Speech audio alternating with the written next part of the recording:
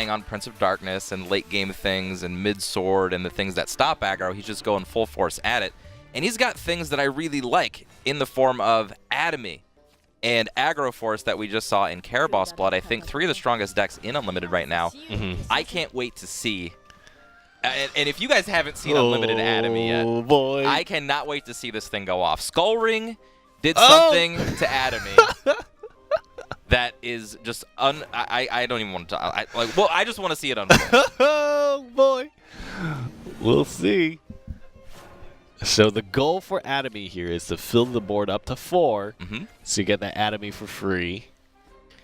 And the bigger goal with it is you get to use things like Staircase to Paradise so that you can pull things out later in the game like Deathly Tyrant to then finish the game, which is great. You just get so much advantage out of it. And there's a Staircase right there with the Atomy, and if EZYE doesn't manage this board, he's going to start feeling the pain pretty early. Yeah, that draw is insane. He's just going to ramp. He said turn 3 Atomy me. Yeah, that's what the sign said. said. Got pretty close. Pretty close. Real close. I think he could do it this turn still, right? Oh, no, the Demon Eater is going to ruin that plan. Unfortunately, Demon Eater does hurt that a little bit. Oh, wow. And he still managed to do it. Are you kidding? So good. So good. SPRAYQUAZA is just, he's thinking hard about whether that's the way he wants to do it. Well, he can't play the Staircase, unfortunately, under the Atomy so that he can get the card draw from it. He's really thinking about that. He has the option to go for it this turn if he wants to. In your spot, what would you do here? I mean, we're against Dragon. The longer the game goes, the worse for you. I'm going Atomy all the time right now. Yeah. And we know by looking at EZYE's hand, there's not really much on 6 play points can do against it. And next turn, you have a Staircase that you can pop to refill back your hand. The big thing is you need to get the first hit of the Atomy off so that you can finish the game with Deathly Tyrant after Dragon takes back over. Yeah. Turn 4. Turn 4 Atomy it is. All right. Your turn is ramp and play Pure-Hearted Singer. Pretty on par with putting an Atomy into play. Going into an evolution turn, he might not even need to go that ham with Deathly Tyrant. Wow, yeah, he just goes for the card draw now, and I think that's important, right? You need your options before the healing comes in. If there's no healing next turn, SPRAYQUAZA is going to walk over EZYE this first game. 1, 2, 3. He needs a follow that can do 7 damage at least. Israfil plus the Sahakuil plus the Israfil is going to be able to handle that. Doesn't even matter without healing. Deathly Tyrant's got Storm. Oh, Evolve, that's right. 5 damage. He could just play the Deathly Tyrant. Turn 6 win Atomy, boys. He could just play. I was thinking about all the shadows, you know. You got to make sure that the Deathly Tyrant can get the buff up, but it just does 5. So, didn't even draw the Skull Ring. Didn't even need it. Unreal. SPRAYQUAZA. There it is. What a master. Oh, my gosh. That was a good. Oh, getting the 2 haunted house. I've said in times past, and this was in previous seasons, that if you don't know how to beat all of the decks going into a format, or if you feel like your skill level isn't up to par, or any of these things you're just unsure of, play a deck that can just whomp on anyone. You know, if you high roll enough with it. And, you know, SPRAYQUAZA being a good player and playing a high rolly deck, when those things marry together. He made the right choice. Yeah, he made the right choice. He knew he didn't. He knew not to go for the value off the Staircase. Yep. He just said it's far more important to place the Atomy down right now. EZYE's hand just was not ready for it. And now EZYE's got to beat an Aggro Forest Craft deck 2 times in a row in Unlimited format. We haven't even seen a Roach drawn yet. He's throwing it all back. Yeah.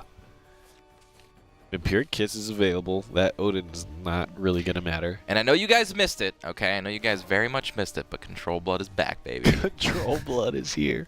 It's unlimited. All the cards are available yet again. The cards that it was missing the most. Diabolic Drain, Revelation, and all the good stuff. Look at all these throwbacks. Nature's Guidance as well in here. Oh, it's beautiful. It's so nostalgic. The real question is, does Control Blood lose to aggro when it has all the tools that it had before, plus things like Emeralda, and, you know, it's got great game? I don't know. I don't know. Control Blood's insane. Yeah, Control Blood is one of those decks. I mean, when we saw it commonly in tournament play, the best way to describe it is it has certain matchups that it just wins. Yeah, and it has certain matches that it definitely just loses. But We don't see any of those in the top 8 yet. Yep. That's what's given it so much strength, right? Anytime in tournament play, oh my god, what a brambles. Anytime in tournament play, you have a deck that can be very targeted. That's a benefit because that gives you the tools, if you know what your opponent is doing, to kind of play to your advantage.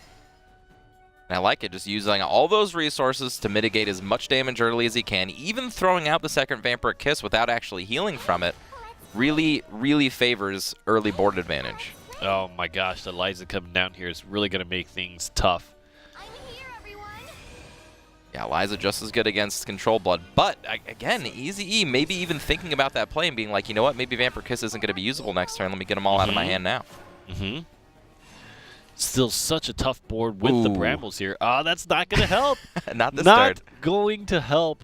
The only thing that could be more scary is if there was a scenario where SPRAYQUAZA could Elf Song, but... Yeah, look at how Liza is hampering EZY's hand right now. Hungering Horde, not a great option. Scarlet Sabrewer, not a great option. These are all cards that are amazing, but this turn, plus there's a Nature's Guidance. Yeah. So if he doesn't clear it off this turn, which I think you have to do, I think you always do. You got to know this.